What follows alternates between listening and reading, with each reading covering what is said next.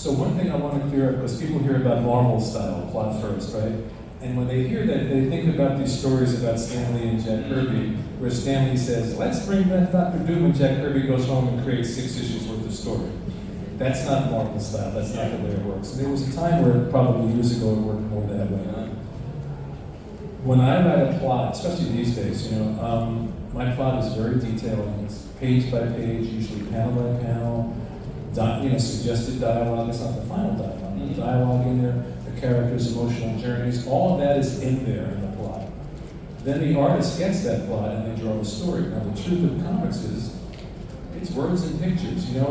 I could write the greatest story in the world if I don't have the right artist bringing it to life. It'll die. 5 different artists will get that plot and draw it differently. But the joy of working plot first is that then I get the artwork back.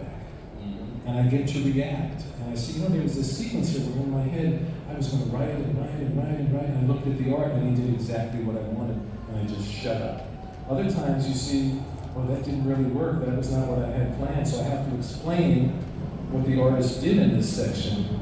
Sometimes you'll read a comic book and you'll see, there's something awkward here, like the character is suddenly, I'm exaggerating to make a point, I stumbled over that broom and I'm falling off the roof now, Because the artist did not show the guy stumbling over the broom, and so why is the writer writing so obviously? Because he's over-explaining what should have been in the art. But the real beauty of working plot first is, especially when you're working with great artists, as I've been lucky enough to do, you get to react. My favorite example is I did a story when I was writing Spectacular Spider-Man with Sal Buscema. It was the death of Harry Osborn, Spectacular Spider-Man 200. And exactly that, at the end of the story, it's this very emotional scene where Harry dies.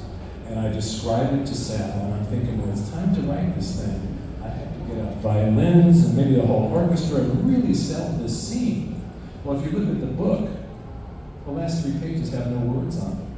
Because when I got the art back from Sal, he did exactly what I asked for, and all the emotion I thought I needed to say in words was right there on the page. And other times it's the opposite.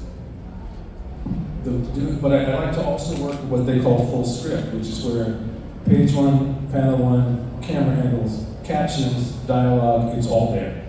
So it's what I do with a plot, but it just takes it to the next stage. But even when I write a full script, I kind of do it Marvel style. Because the way I tend to work is I visualize. I know what the story is and I visualize it. So I write all the art first. So I see the whole story play out, I write all the art descriptions, the camera angles and all that. And then I go back and I start to dialogue. So I'm collaborating with myself that way.